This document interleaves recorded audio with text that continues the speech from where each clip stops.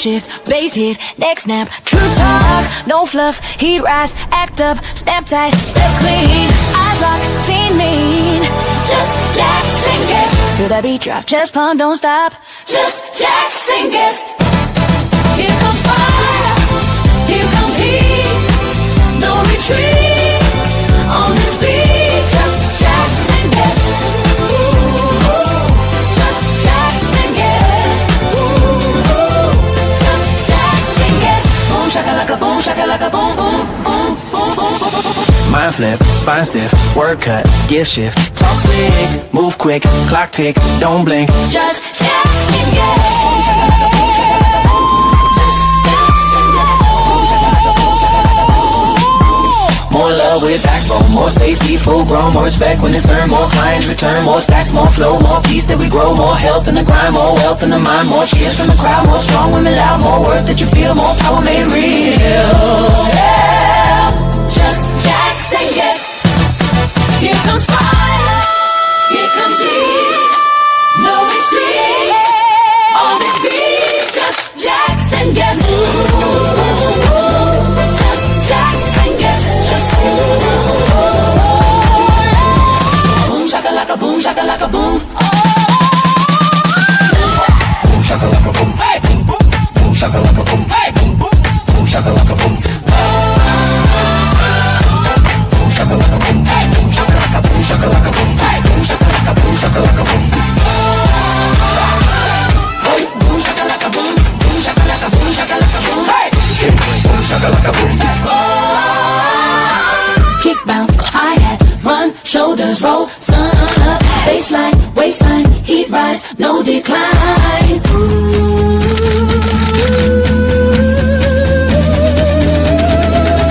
Just Jackson Guest. Boom shakalaka boom boom boom boom. More love with backbone, more sun, full grown, when it go, pull the gun, more run, the turn, more stacks, more flow, more blast in the turn, more just no pin, more shit. More stacks in the crowd, more strong, but out, more worth that you feel, more power made free. Yeah, more drive, no style, more rise, stand tall, more force, no fear, more shit this year, yeah. Just Jackson Guest. Boom shakalaka, boom shakalaka, boom shakalaka, boom shakalaka, boom shakalaka.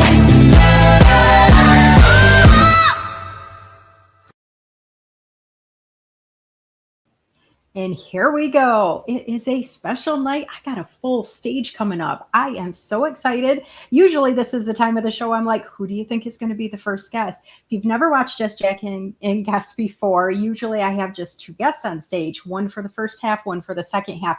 Tonight, I've got 4 amazing co-authors, all in an amazing book, that are going to be coming to stage. This is the book. Oh, such good stuff. We're going to talk all about that in a minute. But if you are new here, hold on to your everything, because you are going to see how quick an hour can go by. We've got some great things we're going to learn about these humans. You're going to want to get their book. You're going to want to follow them. You're going to want to connect all the cool stuff. If you have not yet followed Guiding Brilliant Writers, you need to do that. Whether you think you're going to be in a book today, tomorrow, in 10 years, or if you're like, I'm never going to write a book. You never know when one of these anthologies are going to pop up that it aligns with you. Or maybe you know somebody else that might want to publish her. Check her out. She's good stuff. So we've had a whole week since the last episode. And I tell you, it feels more like a month and a half since the last time I was on. Last Monday, same exact time. How are you doing out there? Put in the comments if it's been a pretty intense week for you, if it's been pretty chill, where you're at. Because I tell you, it is the first Monday in August. August is Wellness Month. If you followed my journey a little bit, you know I've had some different health stuff going on, and it has been a doozy. Thinking about our health, our wellness, it's something that we just can't take lightly, because it's the one thing that is more powerful than money, more powerful than time, all the things, is your health. And one of the topics tonight is about diagnoses. And well, it's kind of the main topic about tonight, other than meeting the awesome people that wrote in the book. So take care of yourself. If you need to not type anything in the comments because you just need to rest your eyes and just listen tonight, we understand. You need to jump off early and get to bed, watch the replay. Feel free to do that anytime. If you just need to do some self-inventory, take care of you. But what I can promise is the comments are so powerful. We have so many great people that always come to the show. They make you laugh, they make you smile, they make you feel supported. So if it is a rough day for you, it's been a rough week, please reach out to some of the people in the comments and they will lift you up as well. So I am up in Michigan. If you're not familiar with Michigan, tomorrow is our primary election day. Get out and vote. If you do not vote, you do not get to complain. That's what I think, at least. I want to announce something special at the end of August. It's been a few months. Does anybody know what tends to happen the end of the month, last Wednesday of the month at 8 p.m. Eastern Standard Time? Damien and I are going to do a Wishful Wednesday this month. Finally, we're back again, 8 p.m. Eastern Standard Time. I'll create the event in the next few days or so, but mark your calendars for August 26th. We would love to have you there. We also have the Work-Life Balance Summit coming up. Both Nick and I are presenters in that. Good stuff coming on. And guys, I've got one free ticket to the summit. If you want to get in on the drawing for my free ticket to come and watch, you don't even have to be there the full time, but you do have to commit to watching some of the event. Put in the comments, I want to win a ticket. Now, if you do it and you're tuning in from YouTube, I might not see it because depending on how many comments come in, it might pass for me. So send me a DM on that too.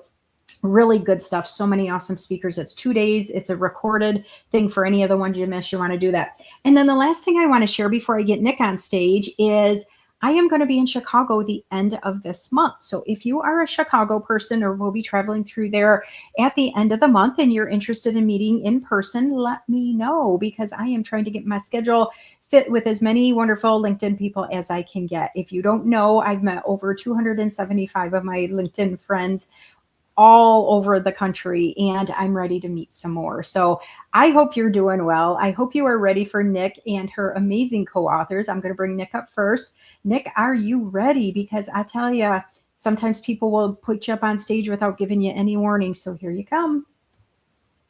Hello. Hello, my friend. How are you? I'm good. I got me some swag. I got me some shirt. Now you can't see my shirt. Now there's going to be more of us on stage. Oh, yours kind of blended in with your little green screen though, because you're so fancy like that. So it's Monday. You know it's so late for your bedtime, but you are willing to be here in live with your co-authors because you are one of the, how do I say this? One of the best promoters of your co-authors. I mean, there are people that have written in anthologies and they never hear from their publisher another day in their life. Literally, you give them money, you get the book published or launch day, and they don't even talk to you again. And this is just one of your many books. This is the one we're going to have 3 of your co-authors in. I was on your show last week. We talked to a couple other of your co-authors. You are promoting these humans not just as, hey, I'm their publisher, but hey, their stories are powerful. And I just love that about you. So thank you for that. Thanks. So we kind of talked about, we're going to let all of them come on stage. It's going to be a pretty packed stage. So depending on what your settings look like, they might look super tiny for you. I did take my scrolly off the bottom. It usually says to follow me or subscribe on my YouTube channel. But we want to take that off so it doesn't cut off any faces tonight. If you have questions for any of the co-authors, make sure you put them in the chat because Nick has been a guest multiple times. So I'm not going to ask her the normal 3 questions I do, but I am going to ask the other 3. So there's going to be 5 wonderful women on stage tonight. Can you guys even handle it? I mean, I'm pretty excited. Are you ready to start bringing them up? Okay, we are going to start with Leigh. Hey, Leigh. Hey. We're going to bring Genevieve. Hey, Genevieve. Hey, Genevieve. And then we are going to bring Tanya. Hey, Tanya. Hey, Tanya. How are you guys? Is it kind of like almost like a mini reunion or something when you're on a stage like this with your co-authors? That's Did you guys like all do the pre-zooms with Nick before you wrote your chapter and everything like that? Yes. Nice, Yeah. nice. Okay, because there's so many of us on stage, I'm going to call your name when it's your turn to ask the question. So if you've ever watched Just Jackson Guest, I ask the same 3 questions to every single guest the first time they're on stage. Not because I'm just trying to be nosy, but because people learn you as a human when you share something about yourself that isn't just a lecture or your bio from your book or a bio from something you're going to present on. You all have such unique individual lives and all the cool things that I can't wait to hear your answers. So, the very first question is something that a lot of people will, oh, I don't know, or oh, my family. No, we're not going to try to talk about our families. We're not talking about somebody else's cool thing they did. I want each of you to share two things you are personally proud of that you have accomplished, something you have done. And Leigh, I'm going to let you answer that question first, please. All right. My two things that I'm really proud of are that at 58 years old, I started a video production business. And with that, I did my first 2-hour documentary uh, of a life legacy video. That's what that one was. And my second thing that I'm super proud of is being a co-author in We Choose to Be More Than Our Diagnoses. And that's all because I want to help see the stigma broken, because there's such horrible labels put on it and attitudes that people have as soon as they hear there's a diagnosis, that suddenly you're not who they thought you were just because of this label. And it's like, wait a minute, that's a lie. What you're believing is a lie about me. So I would like to see us, by getting together and all of us reaching out in whatever capacity that we have, to show people that those stigmas are lies. I love that. And I love that you shared the age that you launched your new business, which so many people are like, oh, I just got to stay in this job. I got to stay in this career. I'm too old to learn something new. Oh, that'll be for other people. No, it doesn't matter your age. If you are living and breathing, you deserve to do what makes you happy and get you excited. Leigh, we could like talk to you for about 17 years without taking a breath to talk about all you have accomplished and done in life. So thank you for picking those two things. I'm really excited that you shared those. Genevieve, it's your turn. Will you share two things that you are proud of yourself for?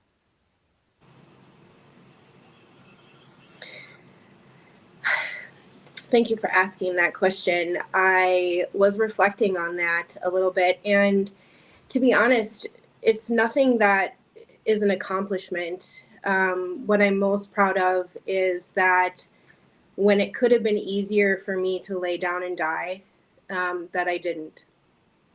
And that there have been a lot of steps on this journey that have really tripped me up and have really made it challenging, to see the blessing and to see the positive, and I've done it anyway.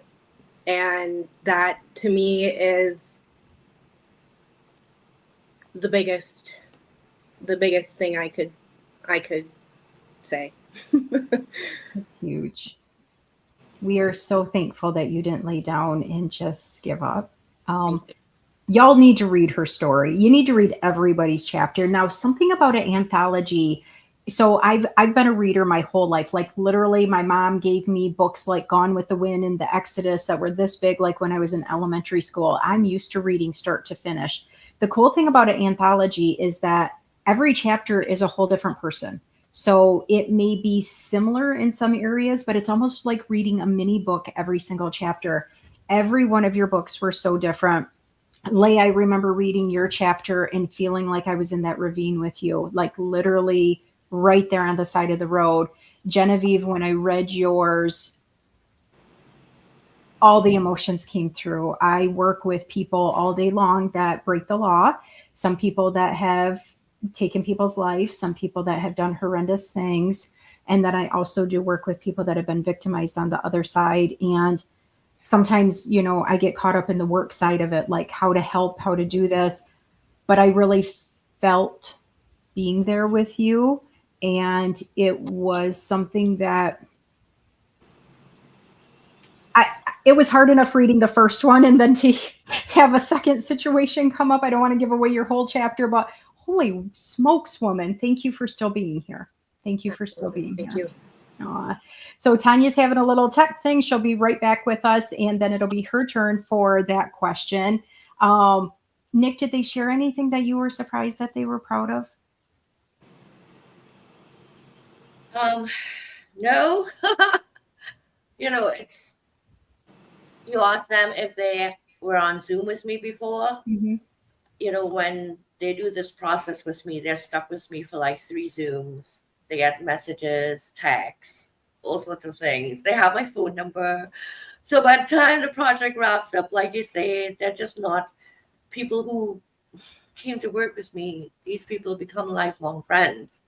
Um, and I think that if you asked me right now, name every single person who wrote in the anthology and what their chapter was about, I could tell you because I read it so many times. But there's always something in that one chapter, each one, that sits with me. So nothing any of them said surprised me. I know Genevieve's grit.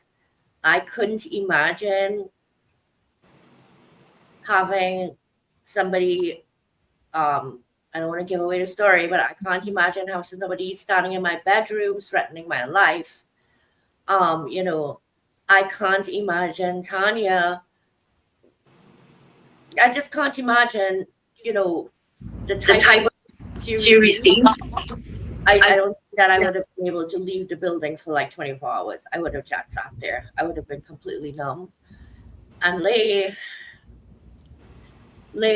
and Yvette's stories were the first time, honestly, and Joe Cullen's story, this is the first one where I was able to read 3 individual chapters, and every single one of them felt like they had dissected my life being bipolar and wrote a part of my chapter.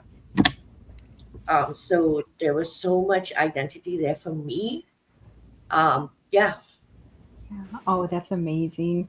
I I think the coolest thing about you even launching this, because this is your second volume already, you did another volume last year, is the amount. Even when I shared about donating my kidney, it got people talking. Hey, I have this chronic illness. I have this autoimmune disease. I've been in the hospital for this. People don't talk enough about some of the stuff that is so impactful in our lives. And this is an opening. And for you as a publisher to say you actually felt like other people were sharing what goes on in your life, that's incredible. And if you've never known somebody else that's had the same diagnosis you have, who how life changing when you get that. So guys, we have so many amazing people in the comment section. I don't want to shout out everybody's name or we'll be here too long, and I want to get to Tanya's two words in just a minute. But guys, super cool people in the comment section. If you have questions for any of the co-authors, go ahead and write some comments. I will try to scroll through those. You have some of your co-authors are in the house cheering you guys on as well, so I love that. Tanya, technology is so fun, so I love that you're just jumping in, jumping right back. She's not even skipping a beat. I love it. She's just, I'll go from one device to another until I can be on here. Your co-authors shared two things that they are proud of themselves for, things that they have accomplished. And staying alive is an accomplishment, by the way, Genevieve. So thank you for that. What would you like to share, Tanya? Two things that you are proud of yourself for or happy that you've done? Two things I am proud of myself for having done. One would be the two decisions that I made after my diagnosis that sort of kept me on a path of having hope to cling on to, because I could have gone down the devastation route and just sort of stayed in that place. And so I identified with what Genevieve was talking about. Like so that was really important. It was important for my mental health to have something to focus on that was positive and kept propelling me forward, that helped me get to here today. I mean, it's amazing that I'm still alive, honestly, given what I thought I was up against. And the second thing that I'm proud of is that I got back on the stage again. So after my diagnosis, I was out on the stage public speaking. And then after I had a child, I stepped off the stage because I wanted to protect her childhood. And so this past year in April, I was offered a stage in Santa Fe at a women's conference, and I said yes. And it had such an impact, and I was so happy to be back on the stage. And women came up to me afterwards telling me their own personal stories about things that they had bumped up against. And so, yeah, it's one of the things that I'm now committed to do is be a public speaker again, to bring the message out into the world, because I think every day that we get to be alive is a great day. So that's kind of the motto that I use to get me through my life. Yeah.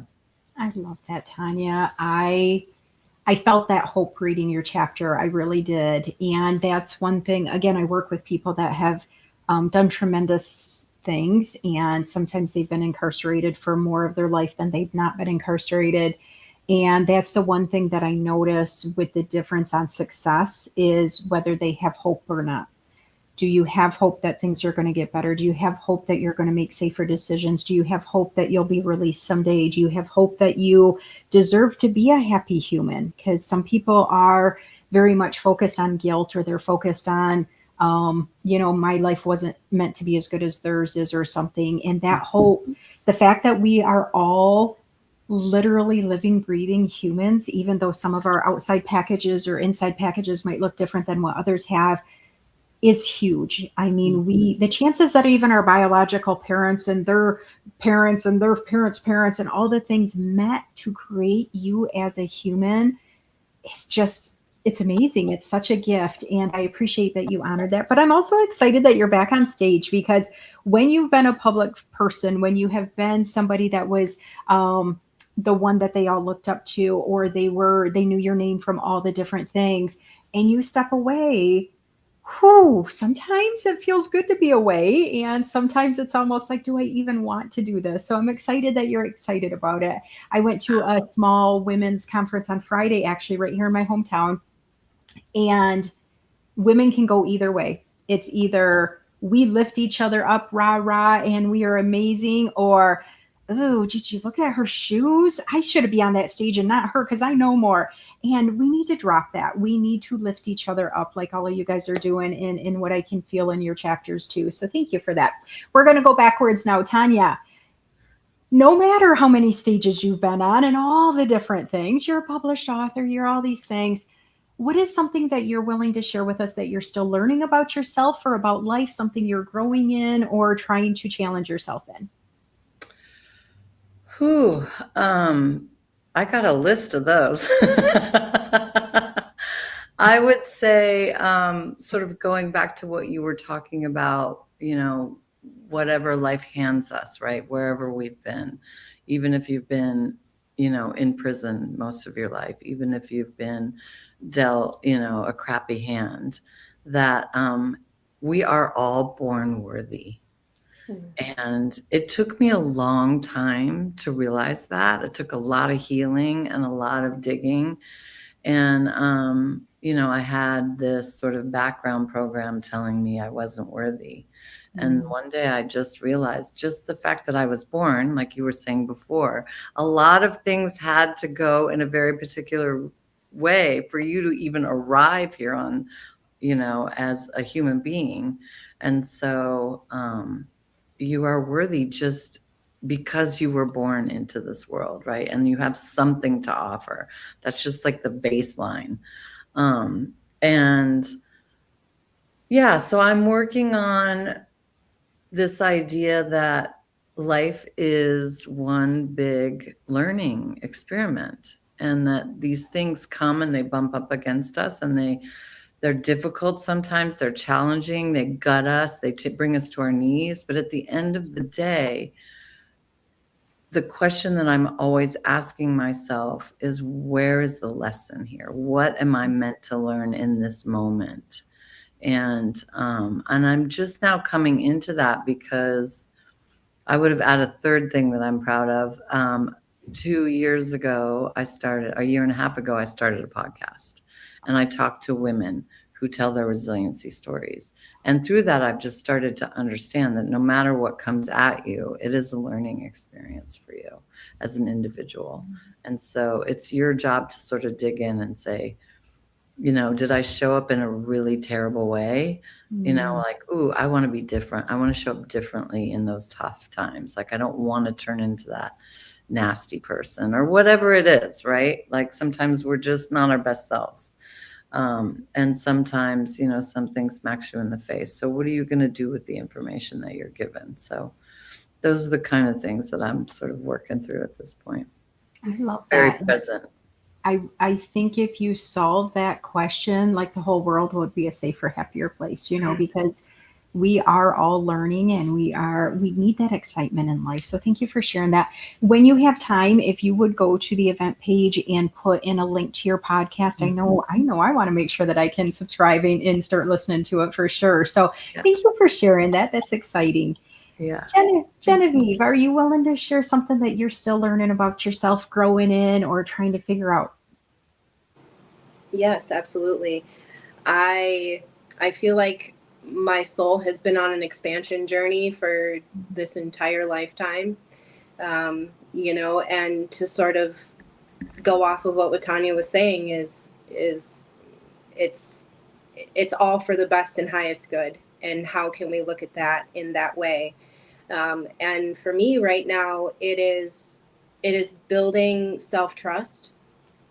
It is growth and expansion beyond my edges. And so, being outside of my comfort zone, doing the things that are scary, but doing them anyway, because I know that right beyond the scary thing is the growth. Right beyond the thing that terrifies me is what's in my best and highest good. And it's really, really a process. And every day it's doing the little things to show up for self, to remind the self that, we have overcome and every mountain we have come up against, and we have done that because we have shown up for ourselves. And so it's beautiful and it's painful, and it's a journey I wouldn't trade. Oh, thank you for acknowledging that it's painful as well, because some people will think, oh, you're an author. Oh, you survived this. You did this. You don't have any more pain. Yes, humans are meant to have pain pretty much every day, sometimes 24 hours a day. And pain looks different to each of us. Sometimes it's physical pain, sometimes it's mental pain, sometimes it's financial pain. Thank you for acknowledging that. I appreciate that, Genevieve. And things are just going to, when you balance it out with that good stuff that you just said, it makes it so much better. So thank you for sharing that. Absolutely. Thank you. Leigh, girl, veteran, co-author now, inventor of 5 million technology things, or what you would call like the cream of the crop, like you started like as an OG basically. I think back when computers were the size of my kitchen or something like that. I'm thinking you've done it all. You still have so much left that you plan on conquering, but what is something that you want to specifically share that you're growing in, learning about still right now? I grew up with a perfectionist, so I put that on myself for most of my life. And so for the years since I started my business about 8 years ago, I've been working on learning excellence instead of perfectionism. And I've been learning about self-care. So not being a workaholic and giving myself breaks and spending time doing things that I enjoy just because I enjoy doing it, not because it means I'm going to be more productive in my business. So there's a lot of things I enjoy around my business and doing, but there's lots of times I need to be doing self-care things. And so I'm getting ready to do a real big one coming up. I'm real excited about it. So I'm so excited too. Well, I'm just going to let you start right now then by talking about my last question is always, if you could travel anywhere right now, even though you got this amazing journey coming up, I don't know if you would make it happen sooner or if you would pick a different place, but where would you go right now if you could travel anywhere? I would go to Costa Rica on a zip line with all of my cameras donned like I'm going to be for my balloon trip. I'd have camera up here, I'd have a camera down under I'm here, not and I'd have one in surprised. my hands, and I'd be filming everything on a zip line going through the rainforest.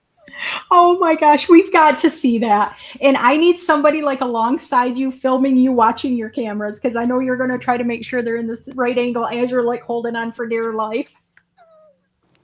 I love that. Exactly. I love that so much. Thank you for sharing that. Thank Tanya, you. for you, where would you go right now if you could travel anywhere, whether it's alone, whether it's for a work event with your child, or just for fun? And you're on mute if you don't know that.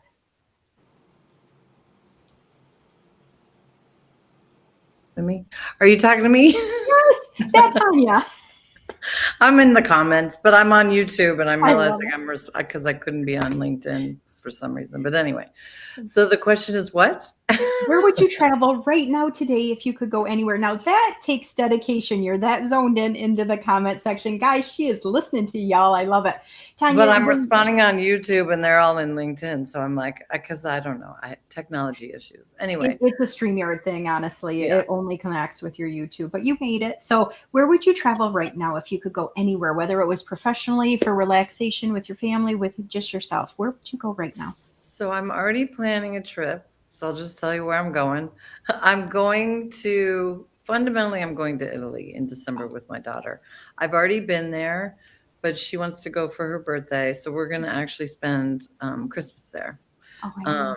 And we're going to arrive separately and travel solo and then meet up in Italy. So because I've been to Italy, my promise to myself is when I've already been to a country, if I go back, I have to go to another country. So I'm going to fly into Munich. No, wait, I'm going to fly. I don't remember. I'm flying into Germany. And then, no, actually, I'm going to fly into Switzerland. Then I'm going to take the train to Germany. And then I'm going to take the train back to Italy I love that so to much. meet up with my daughter. So I've got kind of a 2 new countries to put on my list while I'm there. So That yeah. is so great. I love that. I love that so much. And it's going to be memories that you both make when you get together. You're going to have those together memories, but being alone as a traveler is like a whole different experience. So I'm so excited she gets to do that too. Yeah, she's going to Portugal first, which is definitely on my list. That's I my was dream. supposed to go for my 50th, but my 50th was in 2020, and so I was stuck at home. So I was like, that's my place I wanted to go. And I was like, maybe I'll meet you there. But I know she wants to have a solo time. So I'm like, I'll just bounce around to other places. Because when I go to Portugal, I know what I want to do while I'm there. And that would be a very different trip. So I love that. Oh, that's so cool. That's super cool. So Genevieve, they're both going to Europe. Where would you go if you could go anywhere you could in the world right now?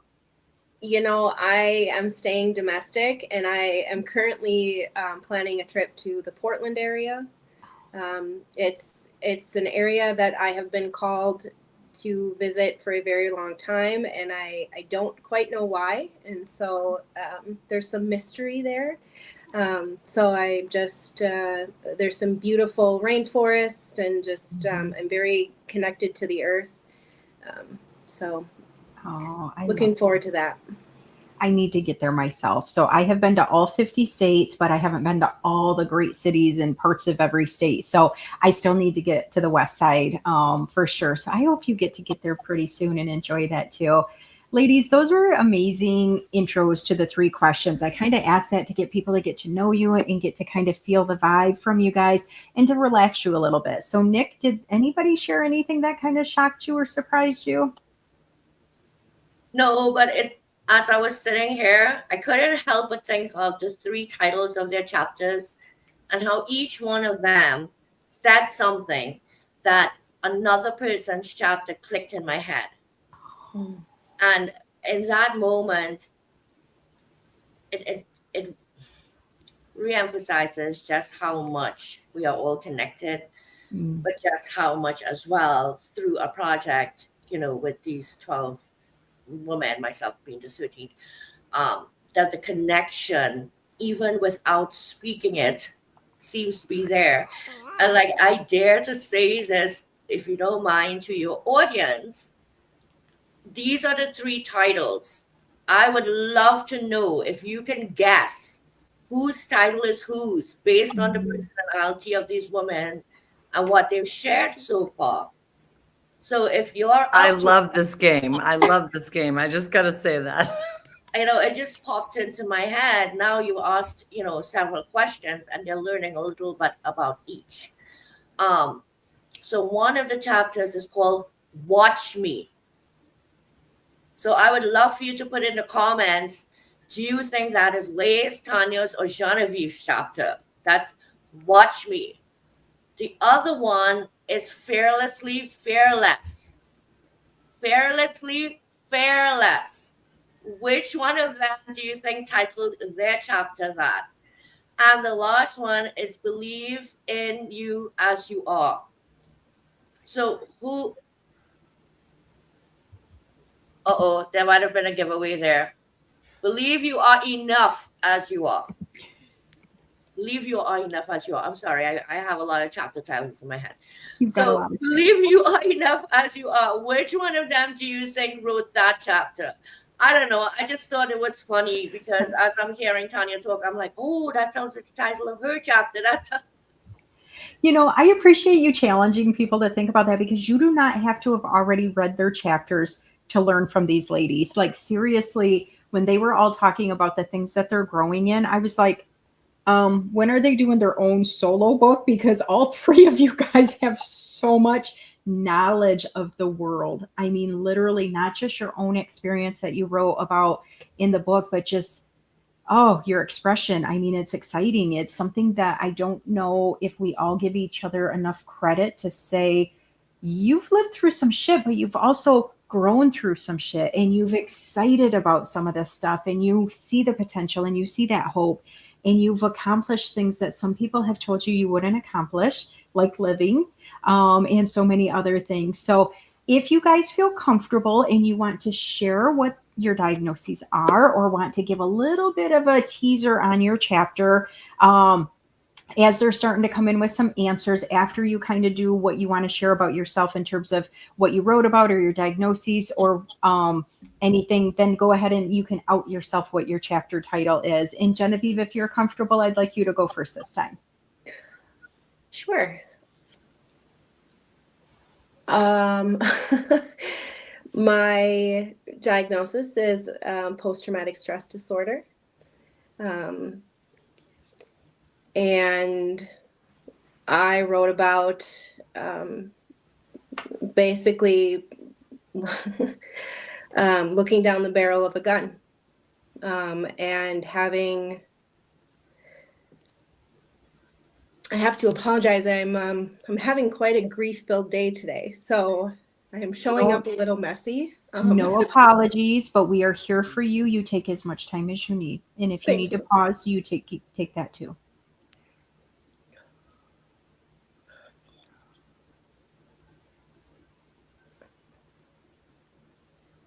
While you're taking your minute, grief is something that if you've never truly experienced it, it comes and hits you in the face when you are least expecting it. Grief does not mean that you just are sad that somebody lost their life. It can be a change in your world. It can be a change in your health. It can be a change in anything that you knew as something that used to be safe and it's not anymore. So as Genevieve is being so transparent right now and explaining what's going on with her, make sure you're taking care of yourself. Make sure you have a support network, whether you talk to friends, family, you have a counselor, a doctor, you have somebody that isn't just minimizing the feelings that you have. I know one lady that she lost her son to a horrible car accident when I was still in high school. And she said that people would tell her, it's already been 2 months. Why are you still crying every time I see you? And she said people would literally, if she was in the grocery store with them and they would see her and some of them would turn their shopping carts around and leave because they didn't want to see her experience her grief in front of them. No, the world is a better place when we can be true to our own self, our own emotions, and get through what we need to get through. And the people in the comments are here for you. We are here for you also if you're having a reaction in the comments, because this is real life. We're not talking some scary movie or something like this. Whenever you're comfortable, Genevieve, you're welcome to keep going. Or if you want to pass to somebody else to catch a little bit more, you're welcome to as well. I appreciate that. Thank you. Like you said, grief is a wave, and after writing my chapter and after putting my story in the ether, I have noticed that there's a lot of grief that has come up, and it's not just because I wrote the story, but it's because I've confronted a lot of stuck emotion. I've confronted a lot of memories that come up you know, when you do this kind of deep inner self work. And so, you know, there are spaces of when you go through these things, I think, and when life sort of like kicks you in the teeth, that worthiness piece, that deserved piece that Tanya was speaking about, you know, you have to really put a spotlight on that for yourself, and you have to really kick it into overdrive, because of these experiences, when it feels like you've lived a lifetime of loss and you know, pain and grief and just a constant struggle, and sometimes it's why did I choose, you know, I believe my soul chose this path for growth. And it's that space of, why did I choose this? Why did I choose to experience so much loss and so much pain and so much devastation, and to have to live with the pain? And for me, it's having written about my experiences of my life being put in danger, um, and also in a space of, I put my own life in danger. I chose to put myself in situations that I knew, whether instinctually, subconsciously, whatever you want to say, my intuition, the second night that I stared down the, you know, I knew I shouldn't be there. And everything in my intuition, everything in my gut, everything that was me was telling me to leave. I mean, hours before this happened, and I ignored it and I stuffed it down and I made excuses as to why I wasn't going to leave. And it took me a lot of years, and it took me, you know, EMDR therapy and medication, and to completely lose who I am at the core, to see that I could forgive myself for that. And I can see that it's that deserving and it's that worthy piece that I didn't believe that I had, that kept me in those situations, that put me in those situations. um and there's grief in that. There's, you know, there's the grief and the forgiveness, because it's a version of myself that thought she wasn't worthy enough, you know, that thought she wasn't deserving enough of a safe environment, of the love, like to feel so undeserving of your own love that you put yourself in situations that threaten the very essence of who you are. There's a lot of shedding and a lot of shifting and a lot of like, really, for me lately, ever since I wrote this chapter, I have felt like there are skins, there are literal identities that are leaving me, and there's energy that's leaving me, because I said to myself and I said to the world, I can love myself enough to do this. That's And huge. that's the point of why I wrote this, and that's why I started my own business, and you know, just keep. I'm Tanya, I think it's wonderful that you speak about this and on stages, and that's sort of my next aspiration, is to be on stage and to, you know, and to sort of shout it from the rooftops that you can get kicked in the teeth over and over and over again, but you deserve your own love. Mm. Mic drop right there. I mean, that is so intense, Genevieve. Who will you share your book title, your chapter title with us? Yes, my title is Fearfully Fearless. Thank you so much. We're still here for you. There's lots of love in the comments for you right now, too. Okay. Thank you. I thought that was Lee's. Did you? I'm Somebody not. else in the comment put that too, and I was like, I think that too. I'm not gonna lie. Like, I have looked at your guys' titles and names so many times, and as soon as Nick wrote them out, I'm like, "Crap! Which one is which?" They could all fit I every think single somebody title. asked in the comments, can you tell us those titles again? Oh, because did I write the wrong thing? I don't know if you wrote them. I don't know, but somebody asked for them. I saw it earlier in the chat, but maybe we've done that Genevieve's already. chapter, I mean. I think it's important for them to go buy the book so they can figure out whose title I is. think Exactly. so too. I really do. And you know, when I think about Genevieve's story, because I wrote a comment in there and I tell people all the time, disclaimer, when you start this book, understand something. You have been living with a diagnosis. You believe you have come to the point where you have tried different things, different approaches. You've learned to embrace, you're thriving. This is going to rip the scab clean off that you thought healed. And you are going to relive this journey. And it is not going to be easy. So I'm going to turn that around on you for a minute, Nick, before we get to Leigh, and then we'll do Tanya's. You have to read these chapters multiple times.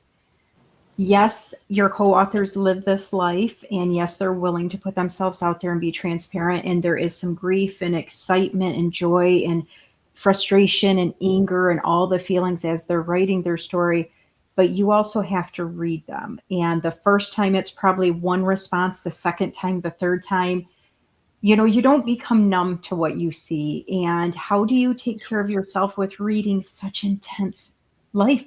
These are lives. This isn't just a romance novel. This isn't a mystery novel. You can just sit down and be like, oh, that was funny and entertaining. These are real humans' lives. And now you know them as real people because you've had your Zoom meetings. You've talked with them. They're part of your life forever now. How are you taking care of yourself when you have such intense things to read over and over? This is where, oddly enough, I think my bipolarness is a blessing, because I always say it's not hills and valleys, it's spikes and plunges. And the range of emotion that I go through when I'm in a state hits every single level. And so I could see when the writers, the first round is light edits and suggestions. When I meet one-on-one and I read that chapter back to each person and we're working live in the document together, that is where the story development really happens. And I could see in there when an author almost glazes over something.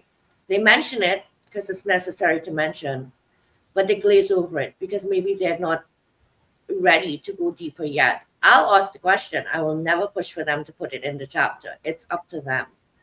But the writing is an exercise. It is the experience that is meant to be unforgettable. That's meant for you to walk away with something you didn't think you could experience in your life, which was to witness yourself.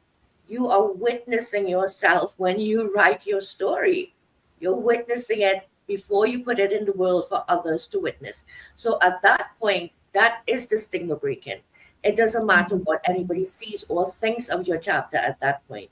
You have now fully embraced. This is the last step. This is not sitting in your room looking at yourself in the mirror, accepting it.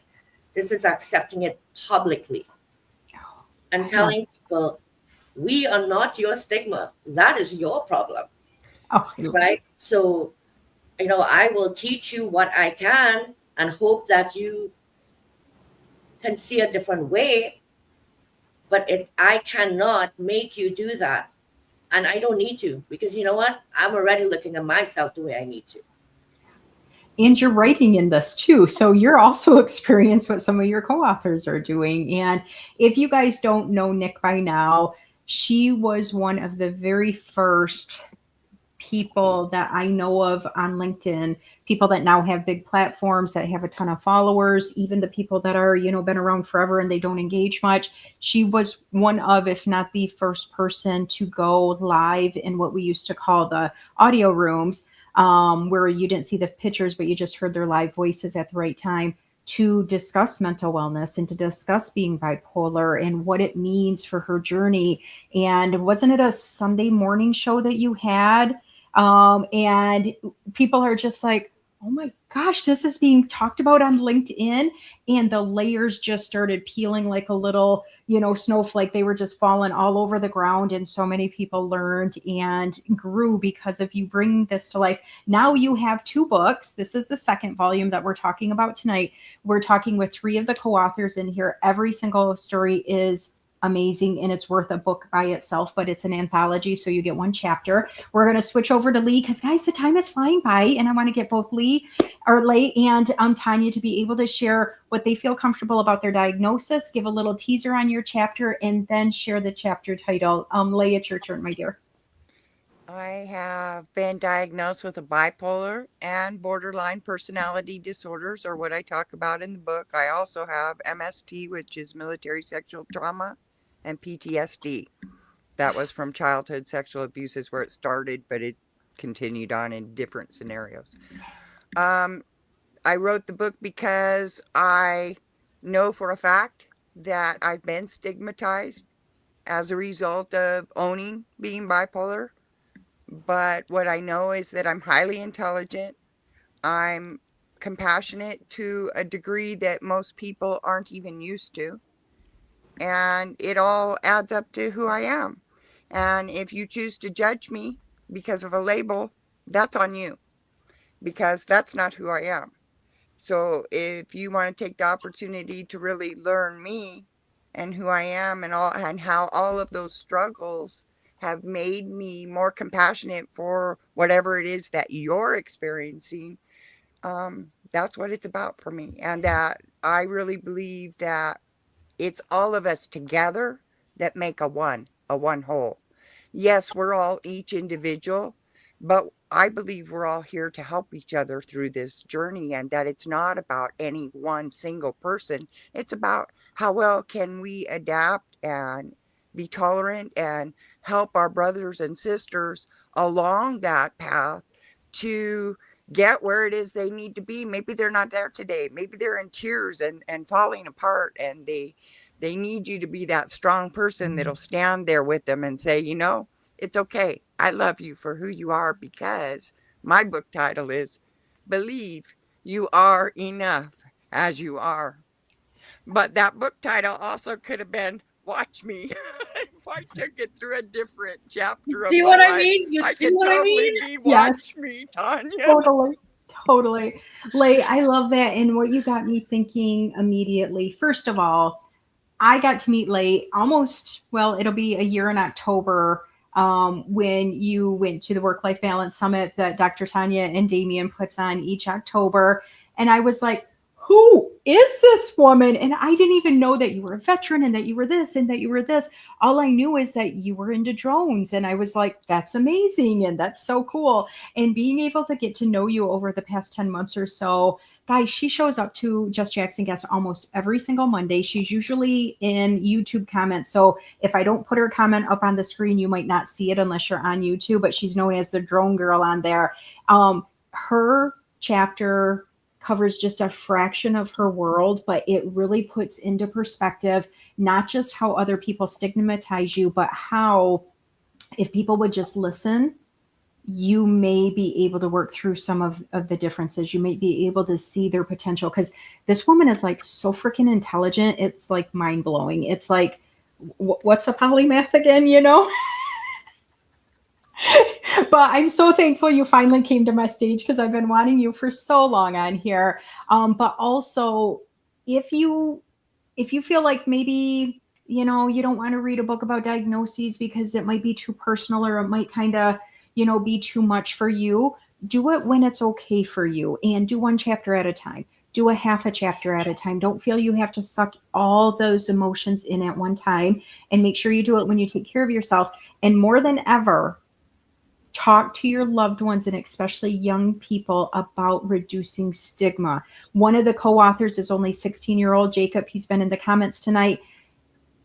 When you read his chapter, you hear about not just the kids, but the adults in a school that treated him differently. And we got to stop that bull crap. We got to start treating humans as humans. And that's when the world gets to be a better place. So thankful you were here and that you shared that as well. Tanya, you're waiting so patiently. And oh my gosh, your story, your chapter, I was like, how do I not know this woman? And how is, why isn't she got like a movie made about her life and all the things so far? So feel free to share what you're comfortable with. Give us a little teaser if you want to share the diagnosis, and then out yourself for your title if nobody's following along, even though Leigh kind of shared it for you. I know. I think I got by process of elimination if everybody kept up with the 3 titles. So, and yeah, so when I was 21 years old, I was in 1992. Yes, I'm 56 years old. So it was 2 months before my 21st birthday. I was diagnosed with as HIV positive. I was a heterosexual female. The high risk group at that time and the people that the community, our culture looked to was a marginalized community, right? So it was people who were homosexual and people who were IV drug users. But in Africa, and I talk about this, I educate a little bit in my chapter, it was a heterosexual virus and it was ravaging Africa. But because of the way it presented in the United States, and the way politics were back then, I don't want to be political, but it just was sort of attributed to this marginalized section. And that's why I started public speaking, right? Because I wasn't the face. I wasn't what they thought of as the stigma. And I think that's the problem with stigmas. All you need to do if you have a stigma about something is educate yourself, right? Get information, dig deeper, be curious, right? Because that's what's going to help you get out of your discomfort with someone else's diagnosis if you do a little bit, if you get curious about it. So yeah, the 2 choices that I made that I referred to earlier in the day or in this call is that the day I was diagnosed, I had a first date scheduled for that night. And my father said, he knew I had a first date. And he said, you should cancel your date. And I said, absolutely not. The day I change the way I live my life is the day that I lose the battle. The second choice that I made was 2 weeks later when I met with my doctor, who came in. She was a little angel with wings, I felt like. And she started telling me about a small group of people who had AIDS and 0 immune system.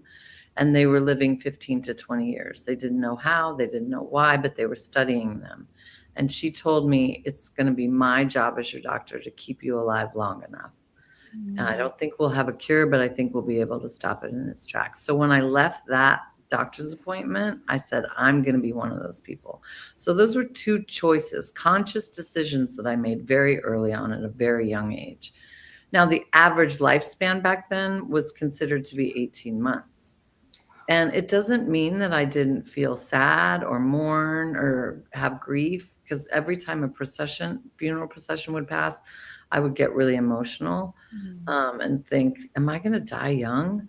But it was those beacons of hope that I kind of hung on to that kept me moving forward and making choices throughout my life. And so everything I do, I try to be very conscious about my mindset, how I'm approaching it, what I'm thinking about it. And somebody said in the comments earlier, like, this idea that, being worthy, like sometimes I struggle with that. I'm like, that's a daily practice, right? Mm-hmm. Waking up and understanding and fully knowing that you are worthy is a daily practice. So that doesn't forget, you don't forget. And the thing with grief is it's nonlinear, right? Like we talked about earlier, it's not linear. It comes in phases. In the very beginning, it's sort of a whole phase on its own. And then you feel like, okay, some time has passed. And you hope that time will heal all wounds. But when you're grieving, you never know when it's coming for you. You never know when it's going to smack you upside the head. So that's just always a process. That's a lifelong process. Which brings me back to the whole idea of learning. We're on this big experiment of being human. And what does that mean? It means everything is a learning moment.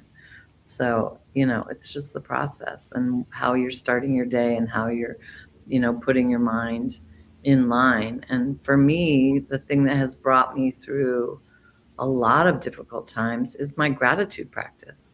I get up every day and what am I thankful for? And some days it may be hard to figure out what those things are, but it can be basic. I have running water. I have a roof over my head. I have food in the refrigerator. Boy, that's something to be grateful for, because there's people in this country who don't have that. And there's people in other countries that definitely don't have that. Mm-hmm. So, just get down to the nitty gritty if you're struggling for what you're grateful for, but recognizing that your life is still beautiful, even on the hard days. That's why I always say today is a great day to be alive, because what's the alternative? I like waking up on the right side of the dirt, as I heard this morning someone else say, and I was like, I love that. Because the alternative of not being alive is, we're not here anymore. So every day is a great day to be alive, even in the gut punch days, right? Mm-hmm. So that's just sort of always been my approach. And I'm one of those people that if somebody tells me I can't do it, my response, even as a little young rebellious girl, I was like, watch me. So I just sort of drop. I'm like, challenge me and then watch me. Tell me I can't do something, watch me. So that's just sort of my flavor. Ladies, you are all phenomenal. Nick, just the thought that you were able to create this title for your first volume and then be willing to do it again, for your co-authors to be comfortable enough sharing such a personal part of their world, but also to educate other people. Some of us are very selfish. I'm not going to talk about it because I don't want to be judged, instead of, I want to talk about it so other people don't feel like they're being judged. It's such a simple mindset. And the three of you, well, Nick too, and Leslie and Jacob, that's also been co-authors in this, you guys are willing to do it. You're willing to do it for the greater good. And like Nick said, it's healing for you, even though there is those emotions, but yet you are literally opening doors for people that thought they had to stick behind those closed doors. You've talked about therapies. You've talked about different doctors' appointments in your different chapters. You've talked about the different struggles and everything, but yet there's hope in every one of your chapters. Guys, you got to get this book. You got to get the book and connect with all these lovely humans. I want to keep you on stage for like another 3 hours, but it is after 10 o'clock for my time. We have another show with Bill Rochelle that starts at 10. So take time to, understand what you heard tonight. You heard people's real lived experience in just a tiny little couple of seconds. Our lives can literally change overnight. They could change by tomorrow. We may get one of those diagnoses we've talked about. Our loved ones might. We may realize that life is not what we thought it was anymore, and know that you're not alone, okay? You can choose to be more than your diagnosis, but you also have the right to remember how worthy you are. And I think all of them have said it on stage tonight. I am worthy. I had to get there. I had to remember that. Mm-hmm. And if we could remember that a little bit more, the world would be a lighter place for all of us. So reach out, support. Ladies, I am here for any of you guys. If you need to scream and vent one day, if you guys want to be on the show for a little bit longer and have more of your own story out there, just reach out to me anytime. Be on the lookout for these ladies. They need to all write their own freaking books. They all need to be on different stages, and we will all learn so much. Nick, I cannot thank you enough for just being willing to, like I said, even have the idea that this should be a type of a book. Now it's a volume 2. I'm pretty sure next year there will be a volume 3. Good stuff, guys. People are already asking to write. Thank you. And again, it means people want to continue talking about. And we want to continue learning. Guys, I have been a licensed social worker for over 2 decades now. Don't tell anybody. I learned about all of your diagnoses different on that firsthand experience of you writing it than just talking about it or reading about it in one of my courses or hearing about it from a professor. There is something so powerful about lived experiences, and y'all just get like 5 million gold stars from me because you taught me something. You had me experience that with you, and you have opened doors for so many people. I cannot thank you all enough. Guys, I just want to keep talking to you guys, but we got to get going. Nick, is there anything you want to thank your co-authors for or anything you want to share to close us out?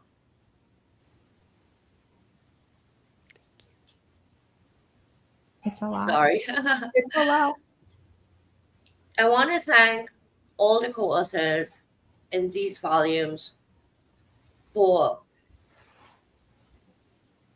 choosing to see the vision beyond their immediate story.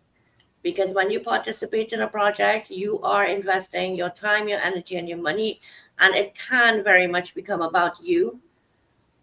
And not that there's anything wrong with that, but when writers come into a project choosing to go beyond the collaboration and really connect because of a shared challenge, because it's a challenge for all of us, right?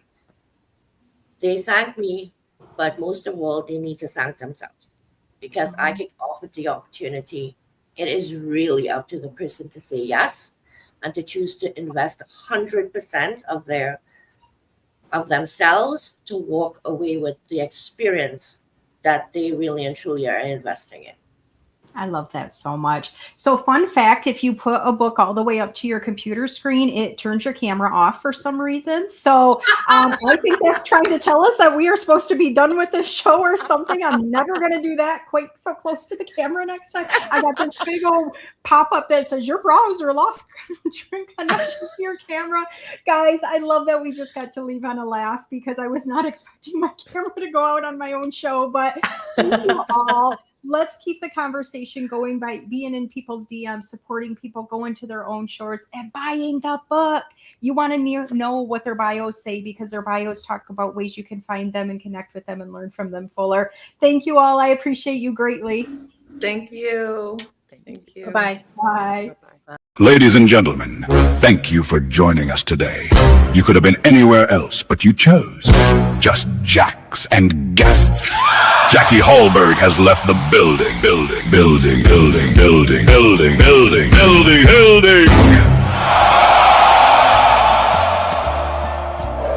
The category is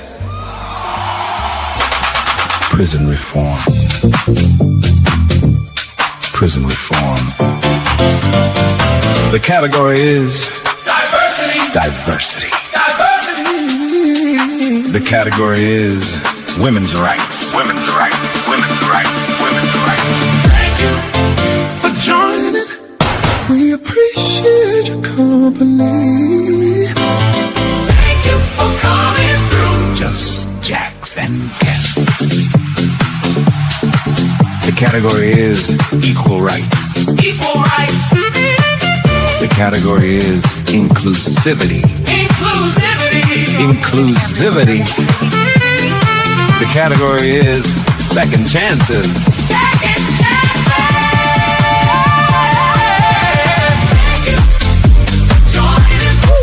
We appreciate your company. Thank you for coming through. Jacks and guests. The category is just jacks and guests.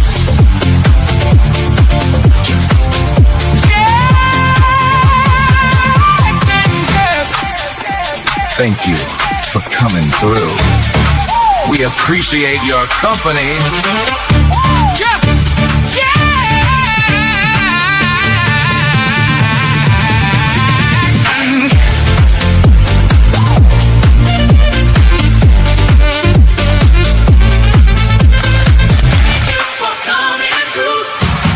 thank you for joining us today.